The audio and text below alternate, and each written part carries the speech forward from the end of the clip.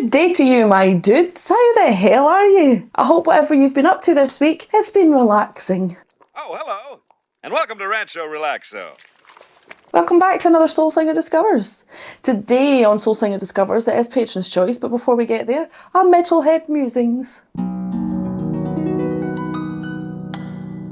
Today's Metalhead Musings comes from Adam Buckley. Adam Buckley says, Maria said in an interview, the message behind this song is taking back control. It's about taking the power from a disgusting and degrading word and turning it back around on the accuser. It's about self-empowerment, love and liberation. She then uses the word whore as an acronym for women honouring one another, rising eternally. Ooh.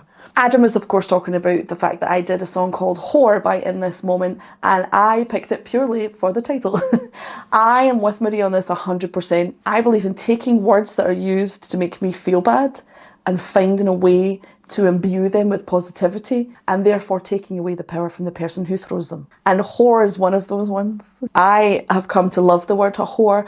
Recently in the comment section, someone put a comment that just said, being a whore is disgusting. Not in a long time have I looked at a comment like that and went, you are correct for your definition.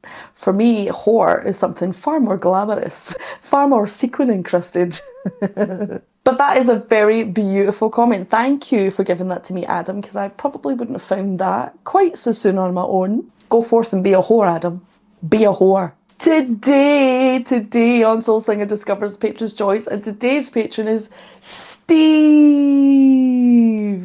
That's right, Steve from Patreon, but also from t-shirts. Can you see? Can it be seen? Steve. I don't know how cameras work. Steve has picked a song called The Bee by AMORPHIS. So the song is AMORPHIS. Again, a lot with Patron's Choices. I have no idea what's going to happen. So let's just get into it, shall we? AMORPHIS with The Bee. Boop.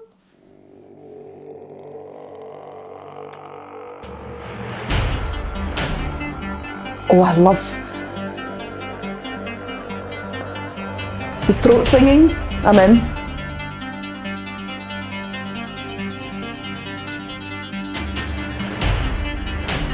This synth.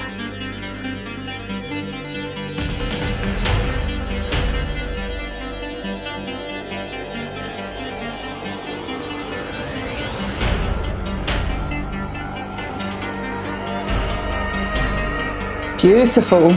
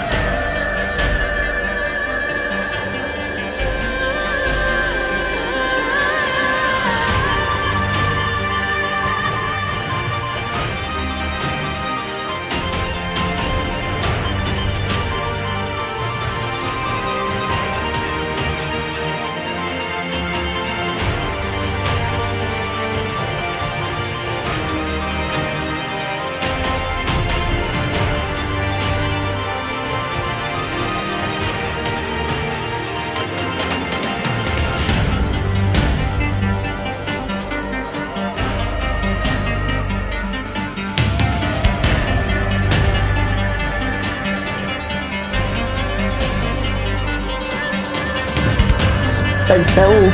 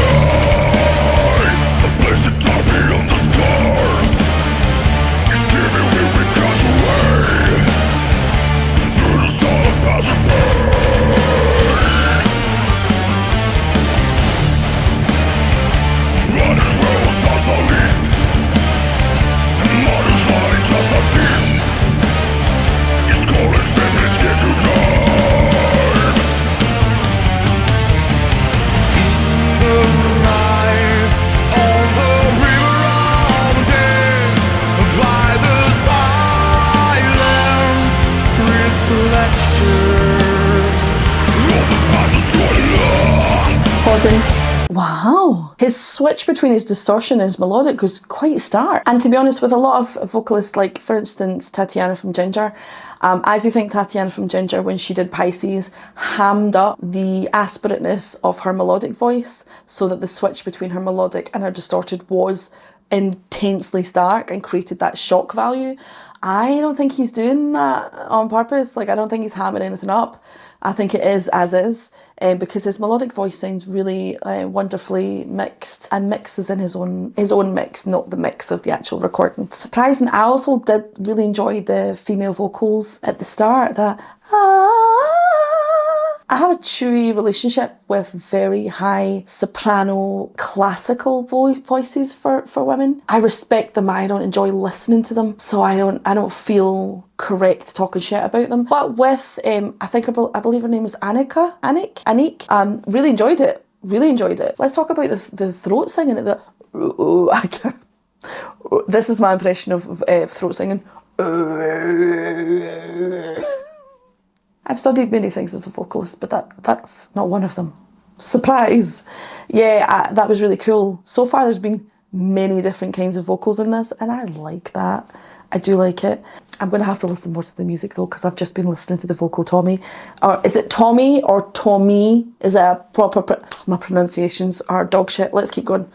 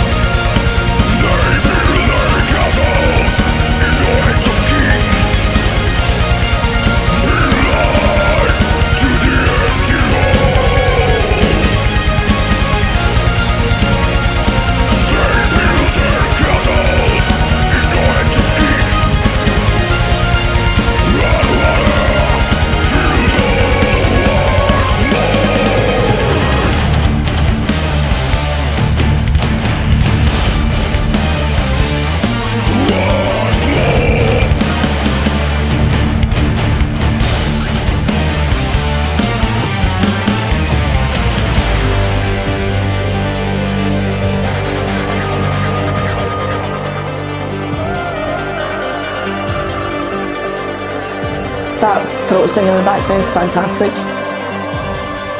Oh, and the high vocals.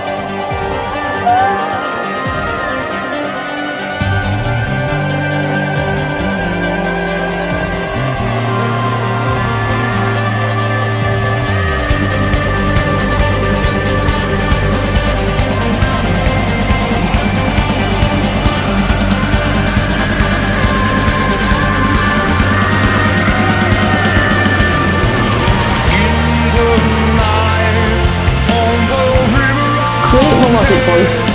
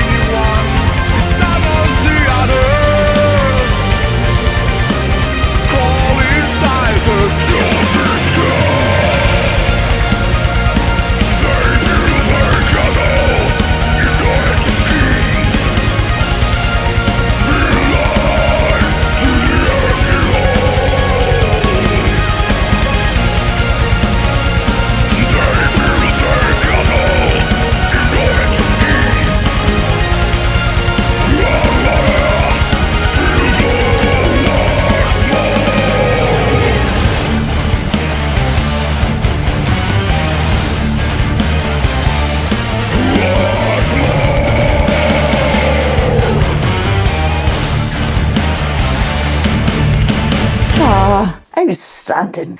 I like the... I mean, that's a terrible impression of that, but the synthy sound on the keys, I really like that. And when it initially first started, I felt the rhythm differently to what the rhythm for it actually ended up being. And you know that happens?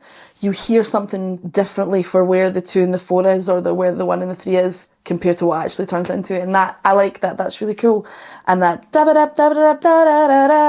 or however it is. Yeah, I really like it. There was basically two, it was the duality of having those two sections of the distorted vocal and the melodic vocal, and then the synthy part, and then the heavier guitar part. I like that a lot. I think Tommy, his performance was fantastic.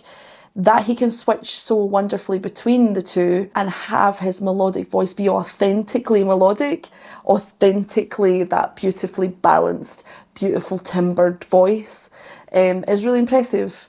And understandably, this is a controlled recording. We can't know exactly whether there was like several like takes or whatever. Point being, it just doesn't matter, because as I've said before, when people start getting shitty with me, there's not a single thing, whether it's recording or fucking auto-tune or any of these things, none of these things are a replacement for talent.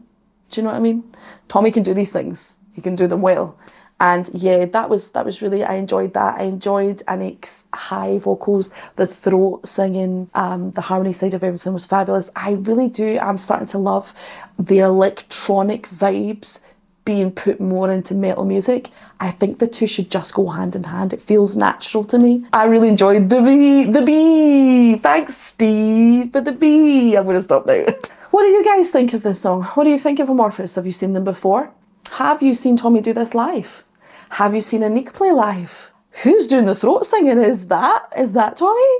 Riddle me that, Steve. As always, let me know in the comments section your thoughts, feelings, opinion. Thank you to my patrons.